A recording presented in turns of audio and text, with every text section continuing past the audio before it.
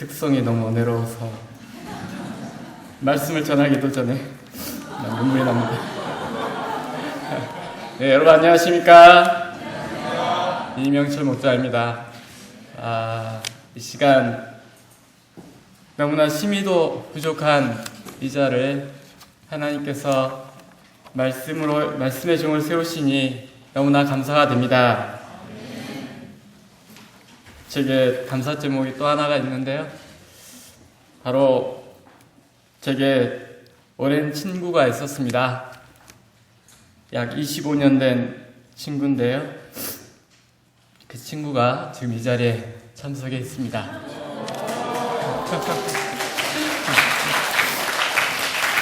원래는 하루만 참석할 것을 벌써 이틀째 제 말씀을 듣겠다고. 그런데 하나님께서 이틀이 3일, 3일이 4일이 되도록 기도하고 있습니다. 근데 우리 친구의 얼굴을 보면 인상이 별로 안 좋아지고 있습니다. 저를 너무 원망하고 있어요. 하나님께서 부디 우리 친구에게 하나님의 은혜가 임할 수 있기를 기도합니다. 그래야 우리 친구도 살고 나도 살 수 있을 것 같습니다. 네, 하나님께서 이 부조한 종에게 처음부터 끝까지 하나님께서 인도해 주시길 기도합니다. 함께 요절 말씀으로 15장 20절 말씀 읽고 시작하겠습니다. 시작. 이에 일어나서 아버지께로 돌아가니라. 아직도 거리가 먼데 아버지가 그를 보고 책임이 여겨 달려가 목을 안고 입을 맞추니. 오늘 말씀은 그 유명한 탕자의 비유 말씀입니다. 이 비유에는 하나님을 떠난 인간의 실존과 이런 인생들을 향한 하나님의 아름다운 사랑이 잘 그려져 있습니다. 왜냐하면 신앙생활이란 한마디로 우리가 하나님 아버지에게로 돌아가자는 데 있기 때문입니다. 이 시간 집 나간 탕자를 애타게 기다리시고 영접해 주시는 하나님 아버지의 크신 사랑을 깊이 영접할 수 있기를 기도합니다. 파트 1, 하나님을 떠난 인간의 실존. 11절 보십시오. 어떤 사람에게 두 아들이 있었습니다. 큰아들은 성실하게 일하며 아버지 명을 잘 지켰습니다. 반면 둘째는 자기 주장이 강하고 고집이 세며 자유분방한 신세대였습니다. 아버지는 재산도 풍부하시고 인자하시고 사랑이 풍성하여 그의 집에서 일하는 품꾼들조차 풍족히 지냈습니다. 아버지는 자식에 대한 사랑이 얼마나 컸던지 요즘 잘나간다는 쌈둥이 아빠 송일국은 저리 가라 였습니다. 특히 아버지는 자녀들이 하나님이 주시는 무한한 사랑과 은혜 안에 살기를 바랬습니다. 그래서 세계적인 성경 선생인 박예레미야 목사님의 특별 1:1 성경 공부도 시키고 금요 소감 모임 때는 소감을 발표케 하였습니다. 그런데 둘째가 사춘기 시절을 보내며 대학생이 되고 나서부터 조금씩 달라지기 시작했습니다. 같은 학교 친구들과 어울리며 자연스레 세상 죄에 물들기 시작하였습니다. 둘째는 친구들이랑 밤늦도록 PC방, 노래방, 게임방, 소주방, 사방팔방 돌아다니며 수업을 빼먹더니 외박까지 서슴지 않았습니다. 아버지는 이런 둘째가 걱정스러웠습니다. 날마다 아들 위해 기도해주고 그의 고민 상담을 들어주려 두 단위 애를 썼지만 둘째는 오히려 이런 아버지의 사랑과 관심이 자신을 구속하고 간섭하는 것 같아 싫었습니다. 그러던 어느 날 친구들이 허랑이를 찾아와 허랑이를 꼬셨습니다. 야, 허랑아, 우리 같이 먼 나라로 가지 않을래? 먼 나라에 가면 너 하고 싶은 거 다 할 수가 있어. 돈만 있으면 말이야. 그리고 먼 나라 홈페이지를 이곳저곳을 클릭해 보여주었습니다.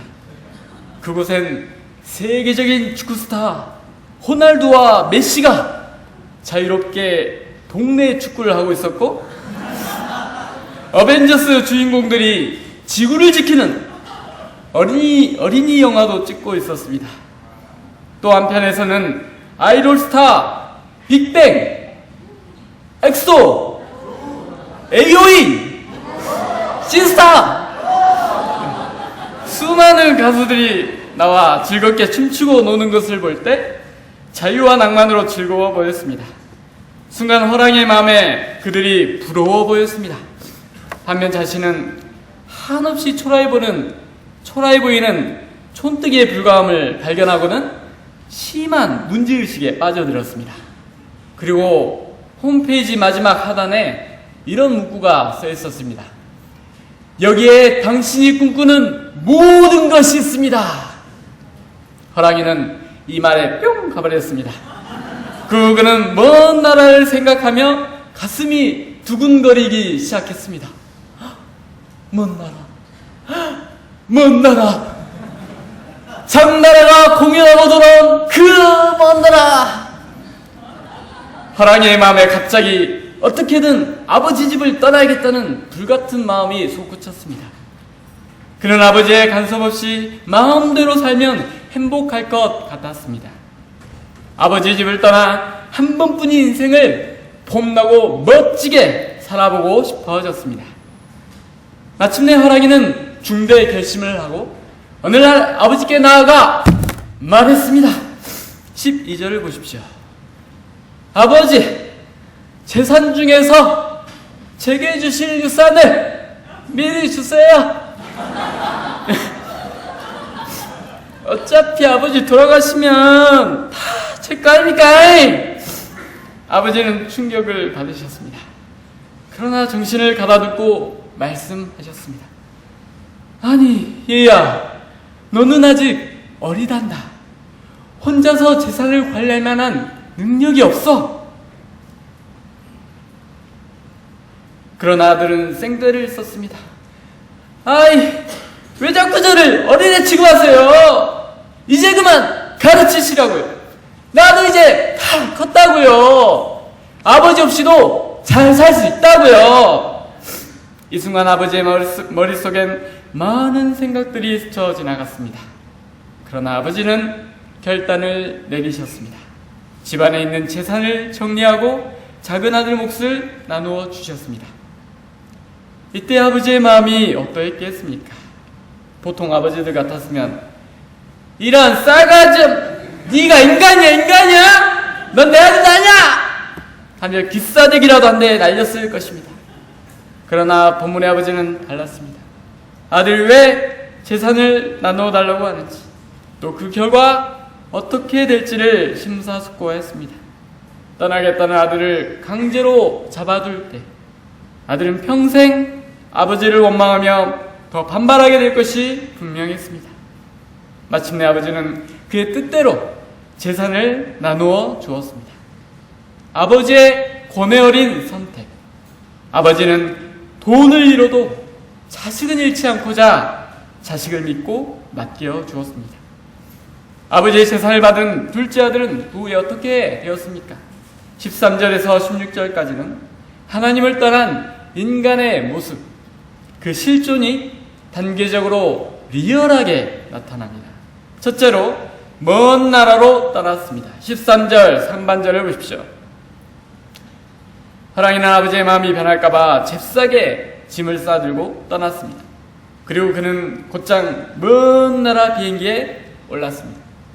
그는 속으로 다짐하였습니다. 이제는 아버지의 간섭으로부터 벗어났어. 내가 하고 싶은 대로 하며 살아야지. 보란듯이 성공했어.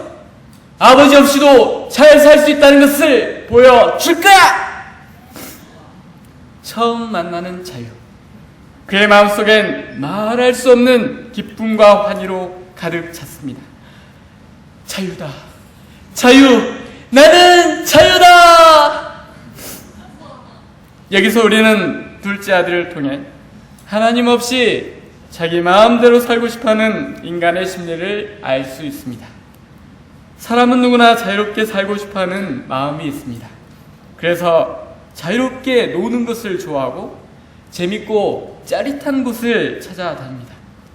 그러나 말씀 공부하자면, 주일 예배 같이 드리자고 하면, 수양에 딱 한 번만 참석하자고 하면 이상하게 싫습니다. 신앙생활이 자기의 생활을 얽매이게 하는 것 같아 거부감을 느낍니다. 차라리 내 마음대로 자유롭게 사는 게 훨씬 더 좋아 보입니다. 이처럼 하나님 없이 내 마음대로 사는 곳, 그곳이 먼 나라입니다. 이 먼 나라 사람들의 특징은 하나님 없이도 얼마든지 자유와 행복을 누릴 수 있다는 확신이 있다는 것입니다. 그러나 먼 나라, 곧 하나님 없이 사는 삶은 어떤 삶입니까? 둘째로 낭비하게 되었습니다. 13절 하반절을 보십시오. 자유와 낭만, 무한한 미래가 펼쳐질 것 같았던 먼 나라, 거기서 둘째 아들의 생활은 한마디로 허랑방탕이었습니다. 허랑이는 가장 먼저 람보르기니 스포츠카를 뽑고 세계에서 가장 아름다운 거리인 담양 메타세콰이어를 마음껏 발부하였습니다. 요즘같이 더운 여름에는 백만장자들만이 산다는 지산동 부근에 넓은 별장을 구입하여 날마다 포도주 파티를 열었습니다. 또 아리답고 늘씬한 여자친구들을 돈으로 꼬시며 그들과 썸을 타며 청년의 종욕을 즐겼습니다. 여기에 그치지 않고 그동안 아버지 집에서 마셔보지 못한 술과 담배를 즐길 수 있었고, 영화에서만 보던 타짜 주인공이 되어 판크계 도박도 즐겼습니다. 섹스와 마약, 술과 담배, 이것저것 가리지 않고 닥치는 대로, 몸이 원하는 대로 다 해주었습니다. 그런데 아니나 다를까 가지고 있던 돈이 점점 떨어져 가고 있었습니다. 설상가상으로 먼 나라 디폴트 사태가 발생하여 큰 흉년이 들고 말았습니다. 또 엎친 데 덮친 격으로 허랑이에게 걸려온 보이스 피싱으로 인해 가지고 있던 돈을 다 날리고 말았습니다. 허랑이는 한순간에 빈털터리가 되었습니다. 허랑방탕의 결과는 낭비였습니다. 남은 것은 아무것도 없었습니다. 이처럼 하나님을 떠난 인간은 결국 낭비의 삶을 살 수밖에 없습니다. 하나님이 주신 고귀한 생명을, 고귀한 시간을, 고귀한 청춘을 하나님의 영광을 위해 사용해야 하지만 오로지 자기만을 위해 사용합니다. 요즘 사회가 갈수록 경쟁이 심해지고 각박해지다 보니 자기 혼자 살기도 바쁜 시대가 되었습니다. 그래서 마음에 여유가 없고 하나님의 영광을 위해 살려 하지 않습니다. 여유있게 한가하게 하나님을 섬기는 것을 오히려 낭비된 것이라 생각합니다. 물론 젊을 때 물질과 명예와 학문의 기초를 쌓으며 착실히 사는 것도 인간적으로는 나쁘진 않습니다. 그러나 원래 인간은 하나님의 영광을 위해 살도록 창조되었습니다. 하나님의 영광을 위해 살 때 인생에 참된 의미와 가치가 있고 행복이 있습니다. 하나님의 영광을 위해 살지 않고 자기 영광만을 위해 사는 삶, 그 삶이 아무리 세상적으로 훌륭하고 성실해 보여도, 또 그 인생이 성공한 인생일지라도 하나님께서 보실 때는 낭비되고 있는 것입니다. 그래서 지혜글 전도서는 이렇게 권면합니다. 너는 청년의 때, 곧 곤고한 날이 이르기 전, 나는 아무 낙이 없다고 할 해가 가깝기 전에 너의 창조주를 기억하라. 셋째로 궁핍한 노예가 되었습니다. 14절을 보십시오. 결국 그는 자기 모든 것을 낭비한 후에 이제는 궁핍하게 되었습니다. 인생을 정말 헛된 것에 낭비할 때 반드시 궁핍이 찾아옵니다. 그는 육체와 정신의 궁핍, 영혼의 궁핍에 처하게 되었습니다. 15, 16절 보십시오. 그는 배고픔을 견디다 못해 유대인들이 가장 경멸하는 돼지를 치는 종살이를 시작하였습니다. 그러나 주인이 얼마나 지독한지 먹을 것을 제대로 주지 않아 극심한 굶주림으로 시달려야 했습니다. 그래서 돼지가 먹는 쥐염 열매라도 먹고자 했습니다. 하지만 이를 몰래 카메라로 지켜본 돼지 주인은 야! 네가 감히 내 복돼지 밥을 먹어? 이 밥값도 못한 게 이러면 안 되지! 하며 무지막지하게 팼습니다. 파란망탕한 삶을 살며 이러면 안 되지 하는 양심의 소리를 무시했을 때 그는 이런 냄새난 돼지보다 못한 존재가 되었습니다. 그의 내면은 이제 절망, 고통, 굶주림으로 죽음과 어둠의 권세에 사로잡혔습니다. 모든 것을 주권만 같았던 먼 나라. 그 먼 나라는 모든 것을 빼앗아갈 뿐 아무것도 주지 않았습니다. 오히려 그 먼 나라에서 그는 비참한 노예가 되었습니다. 그가 이렇게 비참하게 된 원인이 무엇입니까? 가지고 있던 돈이 다 떨어져서입니까? 아니면 저 돼지 같은 주인이 무시해서입니까? 이는 그가 아버지 집을 떠났기 때문입니다. 이런 노예처럼 전략한 궁핍한 둘째 아들의 모습이 바로 하나님을 떠난 인간의 실존입니다. 고도로 발달한 과학 문명 속에 하나님을 떠난 이 세상, 먼 나라는 갈수록 화려하게 변해갑니다. 스마트폰 하나로 우리는 얼마나 편리한 삶을 살게 됐는지 모릅니다. 하지만 반대로 스마트폰 하나로 우린 수많은 죄의 유혹에 노출되고 있습니다. 인터넷과 채팅, SNS, 각종 게임 등으로 죄의 통로에 빠져들게 되었습니다. 스마트폰이 생기면서 사람들은 LTE급으로 더 바빠지고 정신을 못 차리게 할 정도로 쉴 새 없이 클릭하게 만듭니다. 특히 게임 중독자들이 늘어나면서 사람들은 분노 조절 장애로 난폭하게 돼요. 보복운전과 층간소음 살인 사건, 묻지마 범죄들이 끊이지 않습니다. 이뿐만이 아닙니다. 쾌락의 궁핍에도 모자라 각종 변태적 음란뿐만 아니라 동성애까지 활개치는 세상이 되었습니다. 세상은 점점 좋아지는 것 같지만 인생의 참된 의미와 목적을 알지 못해 사람들은 방황합니다. 그 영혼에 참된 안식과 평화, 기쁨이 없습니다.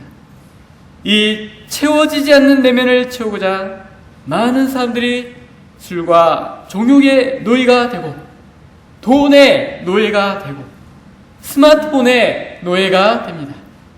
공허한 마음을 채우려다 원치 않게 죄를 짓고 죄의식으로 고통합니다. 그러나 다른 대안이 없기 때문에 또 죄를 짓고 또 죄를 짓고 다시 괴로워합니다. 그리고 사는 게 다 그런 거야 합리화하며 이제는 죄에 무감각한 인생을 삽니다. 하나님을 떠난 인간은 이처럼 죄와 사단의 노예가 되어 상실한 인생을 살게 되었습니다. 예레미야 2장 13절은 말합니다. 내 백성이 두 가지 악을 행하였나니 곧 생수에 근원된 나를 버린 것과 스스로 웅덩이를 판 것인데 그것은 물을 저축지 못할 터진 웅덩이니라. 우리의 근본 문제가 무엇입니까? 그것은 하나님을 버린 것입니다. 하나님의 품을 떠난 것입니다. 이것이 근본 문제라면 이제 이 문제의 해결책은 무엇입니까? 바로 이 하나님께로 돌아가야 합니다. 네. 타투투 탕자를 영접하시는 아버지의 사랑. 그러면 우리가 어떻게 하나님께로 돌아갈 수 있는 것입니까? 17절에서 24절은 죄의 노예로 전락한 인간이 어떻게 회복될 수 있는가 보여주고 있습니다.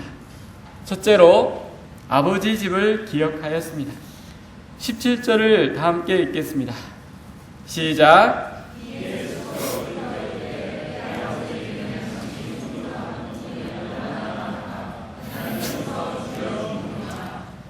절망적인 상황에 이르자 아버지 집이 기억났습니다. 음침한 돼지 막사 위로 어두움이 내리고 은은한 달빛이 비칠 때 고향집이 더욱 그리웠습니다. 아버지 집은 양식이 풍족한 품꾼들의 웃음소리가 끊이지 않는 곳이었습니다. 여호와는 나의 목자시니 내가 부족함이 없으리로다. 행복의 노래가 있는 곳이었습니다. 아버지 집은 냄새나는 돼지 대신 사랑스러운 양들이 푸른 초장, 쉴만한 물가에서 자유롭게 뛰노는 곳이었습니다.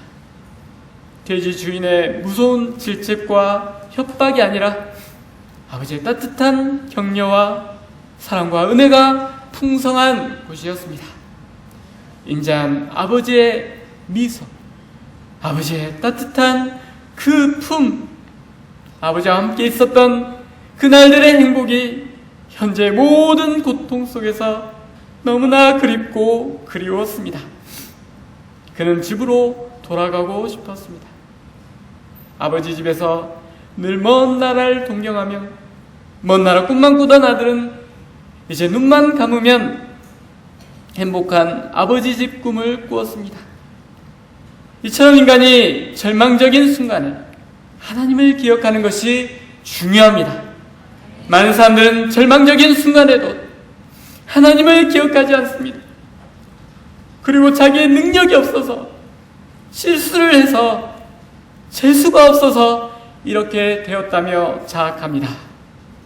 그리고 어떤 사람들은 제기하려고 발버둥 치고 어떤 사람은 무력하게 누워만 있습니다.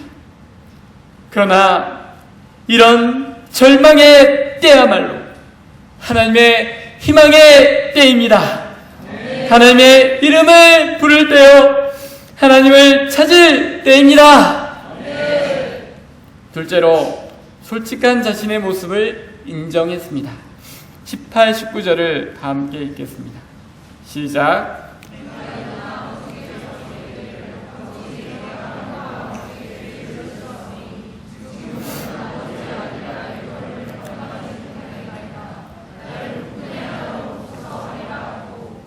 그는 비로소 아버지의 사랑을 외면하고 떠난 자신이 얼마나 죄악된 자인가 심령으로 인식하게 되었습니다. 더 이상 아버지 앞에 아무것도 내세울 수 없는 자임을 인식했습니다. 그는 아버지 집으로 가고자 결단했습니다. 20절 상반절을 보십시오. 이에 일어나 아버지께로 돌아가니라. 그는 믿음으로 돼지 우리에서 일어났습니다. 그는 돼지 똥 묻은 옷을 갈아입거나 씻지도 않았습니다. 그는 있는 모습 그대로 나아갔습니다. 이는 실로 위대한 믿음의 용기요, 새로운 삶의 로의 방향 전환입니다. 회개란 바로 삶의 방향 전환을 뜻합니다. 세상을 향했던 데서 하나님께로의 방향 전환입니다.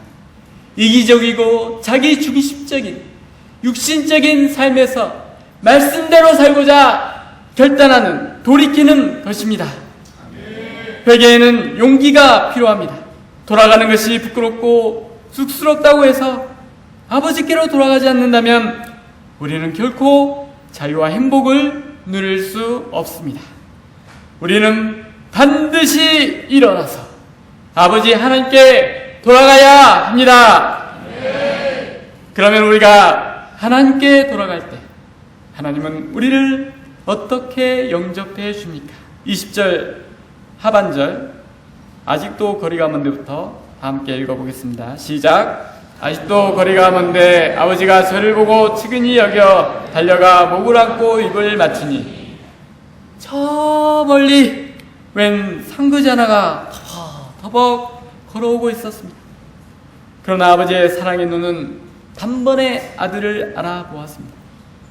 저기 지치고 상한 모습, 초췌한 모습, 그 모습은 분명 둘째 화랑이었습니다. 아버지는 아들을 알아보고 백발을 휘날리며 달려가 그의 목을 안고 입을 맞추었습니다. 상처나고 더럽고 죄를 범하여 몰골이 흉한 그 모습 그대로 끌어 안으셨습니다. 허랑아, 허랑아, 내 아들아, 아버지. 따뜻한 아버지의 음성에 둘째는 가슴이 미어졌습니다. 나갈 때나 들어올 때나 눈물이 가득 고인 눈으로 영접하시는 아버지의 뜨거운 사랑에 감동의 눈물이 흘러내렸습니다. 그러나 이런 아버지는 어떤 분이십니까? 첫째로 집 나간 아들을 애타게 기다리시는 분이십니다. 아직도 거리가 먼데 아버지가 아들을 알아봤다는 것은 아버지가 집 나간 아들을 애타게 기다리고 있었다는 것을 말해줍니다. 아들은 아버지를 버리고 멀리 떠났지만 아버지는 아들을 결코 버릴 수 없었습니다. 때문에 아버지는 둘째가 집을 나간 뒤 하루도 발을 뻗고 잠을 자지 못했습니다. 밥상에 둘째가 좋아하는 불고기라도 나오면 아버지는 아들 생각에 밥이 아니라 눈물을 드셨습니다. 집 나간 아들을 찾는 아버지의 마음은 온 세상을 두루찾아 헤매었습니다. 이 철부제가 지금 어디서 무엇을 하고 있는지, 어디서 굶지는 않는지 TV에서 사건 사고 소식을 접할 때마다 아버지의 가슴은 수없이 두근거렸습니다. 그래서 동구 밖에 우두커니 서서 멀리 언덕 너머 아들이 돌아오길 기다렸습니다. 아버지의 마음은 이렇게 기다리는 마음입니다. 바로 이것이 하나님을 떠난 인간을 기다리시는 하나님의 사랑입니다. 인생들은 하나님을 떠나 자행자지하지만 하나님은 이런 인생들을 결코 잊지 않으십니다. 성경은 이렇게 말합니다. 여인이 어찌 젖먹는 자식을 잊겠으며 자기 태에서 난 아들을 긍휼히 여기지 않겠느냐. 그들은 혹시 잊을지라도 나는 너를 잊지 아니할 것이라. 하나님은 인생들을 결코 잊지 않으십니다. 하나님은 인생들이 속히 돌아오기만을 천년을 하루같이, 하루를 천년같이 애타게 기다리십니다. 둘째로 돌아온 탕자를 용서해 주는 분이십니다. 멀리서도 그토록 기다린 아들을 알아본 아버지는 달려가 아들의 목을 안고 입을 맞추었습니다. 이스라엘에서 연장자가 이처럼 먼저 달려가 입 맞추는 것은 무조건적인 용서를 의미합니다. 아버지는 과거를 전혀 묻지 않았습니다. 보통 아버지들 같았으면 야! 너 내 돈 어떻게 써? 내 피 같은 돈 어디 갖다 쓰고 돌아온 게야! 내 돈 가져오기 전에 집에 얼씬 놈아!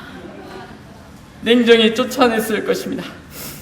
그러나 본문의 아버지는 아들이 집안에 있을 때나 집을 떠난 때나 지금 모든 것을 잃고 돌아온 때에도 변함없이 사랑해 주었습니다. 그 아들이 약하고 추하고 더러운 죄인의 모습이라 할지라도 변함없이 사랑하였습니다. 이처럼 하나님은 우리가 회개하고 돌아올 때 우리를 있는 그대로 영접해 주십니다. 우리가 주님께 한 발을 내디딜 때 주님은 우리에게 달려오십니다. 우리가 아무리 추하고 더럽더라도 우리에게 달려오사 끌어안으시며 우리의 허다한 죄를 다 덮어주십니다. 이 사랑 때문에 우리는 있는 모습 그대로 나아갈 수 있습니다. 이 시간 우리가 빈손 든 그대로, 상처 입은 그대로, 실패한 그 자리에서 일어나 아버지 품으로 돌아가야겠습니다. 우리가 이 하나님의 용서의 사랑을 영접하고 하나님 앞에 다만 있는 모습 그대로 나아갈 수 있기를 간절히 기도합니다. 셋째로 가장 좋은 것을 주시는 분이십니다. 둘째는 아버지께 울먹이며 말했습니다. 아버지여, 내가 하늘과 아버지께 죄를 얻었사오니 지금부터는 아버지의 아들이 할 걸음을 감당치 못하겠나이다. 그러나 아버지는 아들의 눈물을 씻어주며 하인들에게 말했습니다. 제일 좋은 옷을 내어다가 입히고 손가락에 가락지를 끼우고 발에 신을 신기라. 그리고 살찐 송아지를 끌어다가 잡으라. 우리가 먹고 즐기자. 여기서 아버지가 쓰는 말을 보면 모든 것이 최상급입니다. 옷도 그냥 옷이 아니고 제일 좋은 옷입니다. 송아지도 그냥 송아지가 아니고 살찐 송아지입니다. 참으로 아버지는 둘째를 사랑하였습니다. 둘째를 위해서 자기의 가장 좋은 것들을 희생하였습니다. 이것이 타락한 인생들에 대한 하나님의 사랑입니다. 이 하나님의 사랑에 대해서 성경은 말합니다. 하나님이 세상을 이처럼 사랑하사 독생자를 주셨으니 이는 그를 믿는 자마다 멸망치 않고 영생을 얻게 하려 하심이라. 하나님은 가장 좋은, 가장 귀한 독생자 예수님을 희생하셨습니다. 하나님은 우리가 회개하고 돌아가면 우리의 모든 죄의 누더기 옷을 벗기시고 빛나는 의의 옷을 입혀 주십니다. 하나님의 거룩한 영상을 회복시켜 주십니다. 영접하는 자, 곧 그 이름을 믿는 자들에게는 하나님의 자녀가 되는 권세를 주십니다. 또한 자녀다운 인생을 살 수 있는 힘을 주십니다. 그런즉 누구든지 그리스도 안에 있으면 새로운 피조물이라. 이전 것은 지나갔으니 보라, 새 것이 되었도다. 이제 탕자는 돌아왔습니다. 다시 사랑받는 아들이 되었습니다. 하나님은 지금도 이 지나간 탕자와 같은 우리 인생들이 돌아오기만을 애타게 기다리십니다. 이제 저와 여러분의 차례입니다. 이제 일어나 아버지께로 돌아가 이 하나님의 크신 사랑을 체험하고 변화된 인생을 살 수 있기를 간절히 기도합니다. 이 시간 우리를 향한 하나님 아버지의 크신 사랑을 할렐루야 찬양합니다. 파트 3, 집에 있는 탕자. 한편 이처럼 돌아온 탕자를 기뻐하지 않는 자가 있었습니다. 바로 큰아들이었습니다. 큰아들은 둘째 아들을 위해 잔치를 베푼 아버지에게 몹시 서운해했습니다. 29, 30절을 보십시오. 내가 열의 아버지를 섬겨 명을 어긴 일이 없거늘 아버지의 살림을 창기와 함께 삼켜버린 이 아들이 돌아오매 이를 위해 살찐 송아지를 잡으셨나이다. 그는 아버지를 원망하고 있습니다. 또한 동생을 날카롭게 비판하고 정죄하고 있습니다. 이 첫째 아들의 문제가 무엇입니까? 바로 아버지의 마음을 모른 채 자기 의를 내세우며 염소 새끼와 같은 보상을 바라보는 속 좁은 마음이었습니다. 우리가 나름대로 신앙생활을 열심히 하지만 기쁨이 없고 인상을 쓰고 다닐 때가 있습니다. 열심히 하나님 역사에 헌신하였지만 염소 새끼와 같은 보상을 받지 못했다며 하나님이 알아주지 않는다며 다임 목자님이 알아주지 않는다며 하나님과 사람을 향해 원망과 불평만 할 때가 있습니다. 이는 신앙의 위기입니다. 우리가 이 신앙의 위기를 어떻게 극복할 수 있습니까? 이는 아버지 하나님의 사랑을 새롭게 발견하는 것이요 하나님의 소원을 아는 것입니다. 그나들에게 아버지는 말씀하십니다. 우리 모두 31, 32절을 다 함께 읽어보겠습니다. 시작.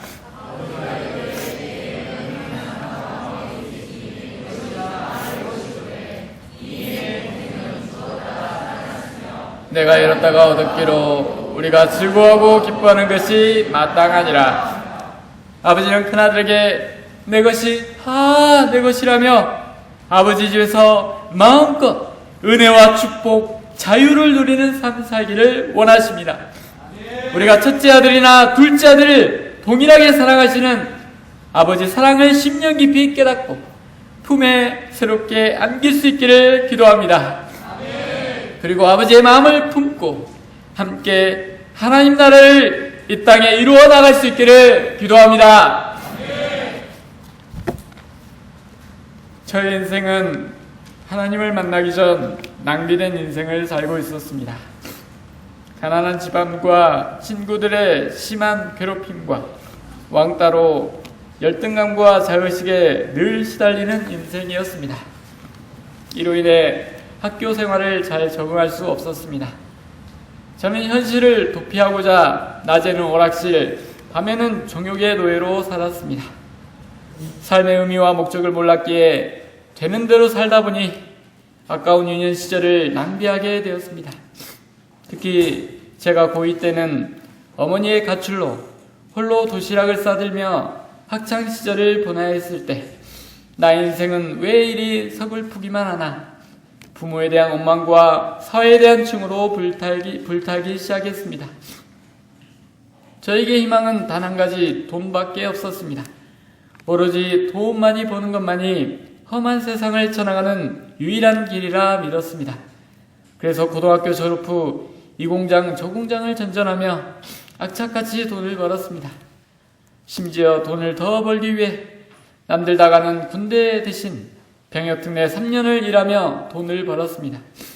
하지만 돼지 주인 같은 세상 사장들은 저를 부려먹기를 좋아했지 인격적인 대우가 없었습니다. 돈을 손에 움켜쥘수록 오히려 내면은 알 수 없는 공허함만 커져갔습니다. 심지어 큰형의 카드빚 갚느라 날아가 버린 나의 통장을 볼 때는 나는 여기서 줄여 죽는구나 궁핍함이 찾아왔습니다.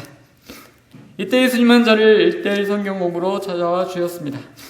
처음엔 이해할 수 없는 말씀이었지만 용숙 목자님의 섬김과 사랑으로 하나님 아버지 집에 풍성한 사랑을 받게 하셨습니다. 교회만 오면 반가이 맞아주시는 목자님들, 올 때마다 맛있는 걸로 먹여주시는 목자님의 사랑이 세상에서는 맛볼 수 없는 하나님의 크신 사랑임을 알게 되었습니다. 점차 성경 말씀은 메마른 내용에 생명수를 붓는 듯 참된 만족과 기쁨을 주었습니다. 저는 99년 여름 수양회를 통해 십자가를 지신 예수님을 깊이 만날 수 있었습니다. 그가 찔림은 명철이의 허물을 인하며 그가 상함은 명철이의 죄악을 인함이라. 그가 징계를 받음으로 명철이가 평화를 누리고 그가 채찍에 맞음으로 명철이가 나음을 입었도다. 나는 예수님에 대해 잘 모르고 수양에 참석만 했을 뿐인데 예수님은 저를 멀리서부터 알아보시고 십자가의 사랑으로 저를 끌어안아 주셨습니다. 예수님은 나의 종욕과 이기심, 가난에 대한 운명주의와 열등감의 죄의 문제를 용서해 주셨습니다. 이 예수님의 용서의 사랑에 힘입어 믿음으로 하나님께 회개하였을 때 저를 그토록 고통스럽게 하였던 죄의 올무들이 끊어지고 죄의 사함의 은혜를 받았습니다. 그리할 때 어둡게만 보였던 세상이 밝게 보이고 내면에는 참된 기쁨과 평안이 임하였습니다. 저는 그제야 알았습니다. 그동안 내가 기쁨이 없고 남몰래 눈물을 흘리며 슬픈 인생을 살았던 이유가 집안이 가난해서도 아니고 나의 인간 조건이 부족해서도가 아니라 바로 창조주 하나님을 떠나 죄 중에 거하였기 때문임을 알게 되었습니다. 참으로 예수님을 만나기 전 나의 삶은 허람방탕한 삶이요 하나님을 떠나 인간의 실존임을 몸소 체험케 되었습니다. 하나님은 탕자와 같은 이 죄인을 쓸모없다 버리지 않으시고 사랑으로 끌어안아 품어주셨습니다. 그리고 자격 없는 이 자를 캠퍼스 목자로 세우사 양들에게 복음을 증가하는 귀한 사명인의 인생을 살도록 축복해 주셨습니다. 저는 이 은혜가 너무나 감사하여 대학 졸업 후 세상에서 돈을 벌기보다 하나님의 일꾼이 되고자 2년간 풀타임으로 결단할 수 있었습니다. 그러나 저는 너무나 연약하고 부족하여 하나님께 드린 것이라곤 허물과 제압밖에 없었습니다. 그런데 하나님은 이런 제게 은혜를 베풀어 주셨습니다. 때가 되매, 그래서 좀 중요합니다. 네, 우리 염지 공주 같은 깜찍하고 아름다운 혜전 목자님과 가정을 이루게 하시고, 떡두꺼비 같은 아들을 주시고, 또 재물을 얻을 능력을 주사 사업장을 운영할 로덴미란 기업도 주셨습니다. 또 15년 만에 어머니와 재회를 하게 하시고, 가두빚과 결핵으로 폐인처럼 살다 파탄 지경에까지 이르렀던 큰형의 가정도 때가 되매 다시금 형수님과 아이들이 만나 회복하게 되는 놀라운 역사가 있게 하셨습니다. 심지어 여기에 참석한 나의 친구까지도 복음을 증거케 하시고 점점 목자의 삶으로 인도하여 주십니다. 그야말로 나의 인생 하나에서부터 열까지 하나하나 가장 좋은 곳으로 입혀주시는 하나님, 온전히 회복시켜주시는 하나님을 생각할 때 할렐루야 찬양을 드립니다. 저는 이 하나님의 은혜를 기억하고 늘 감사하며 마땅히 하나님을 영화롭게 하는 삶을 살아야 했습니다. 하지만 저는 안타깝게도 이 하나님의 은혜를 어느새 잊어버리고 자기 의를 기초로 염소새끼 보상을 바라는 밴댕이 소갈딱지처럼 속 좁은 인생을 살고 있었습니다. 하나님의 크신 은혜를 망각할 때 손의 심정이 들고 더 이상 하나님 역사에 힘쓰기보다 내 것을 먼저 챙기는 자기 중심적인 이기적인 삶을 살았습니다. 제가 오늘 말씀을 통해서 하나님의 크신 사랑을 망각한 죄를 회개하고 이 시간 깊이 회개할 수 있기를 기도합니다. 배은만덕한 죄를 회개할 수 있기를 기도합니다. 내가 과거 어떠한 자였는데 끌어안으시며 회복시켜주시는 하나님의 은혜를 다시금 기억하고 나와 같이 하나님을 떠나 유리방황하는 캠퍼스 양들을 먹이는 목자의 삶을 살 수 있기를 간절히 기도합니다. 결론적으로 하나님은 하나님을 떠나 사는 인생들이 돌아오기를 지금도 간절히 기다리십니다. 그리고 이 하나님의 사랑을 깨닫고 돌아오기만 하면 멀리서부터 달려나가 기쁨으로 영접하시고 자녀로서 회복하여 주십니다. 제가 이 아버지 하나님의 크신 사랑을 영접함으로 하나님과 나 사이에 뜨거운 첫사랑의 관계성을 맺고 변화된 인생을 살 수 있기를 간절히 기도합니다. 다 함께 요절 말씀 20절 말씀 읽고 제가 잠시 기도하고 마치겠습니다. 시작. 이에 일어나서 아버지께로 돌아가니라. 아직도 거리가 먼데 아버지가 그를 보고 측은히 여겨 달려가 목을 안고 입을 맞추니.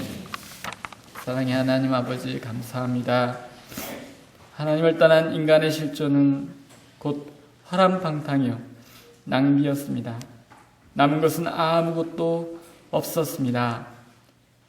하나님을 떠난 인간을 애타게 기다리시는 하나님의 아버지의 마음을 저희가 헤아리게 도와주시고 우리 모두 이 하나님의 품에 다시금 돌아가 안길 수 있기를 간절히 기도합니다. 그래요, 우리 삶 가운데 온전히 회복을 시켜주시는 하나님의 은혜를 받아 누리고 이 아버지 집에서 은혜와 기쁨으로 하나님의 영광을 위해 살 수 있기를 간절히 기도합니다. 감사합니다. 예수님의 이름으로 기도했습니다. 저는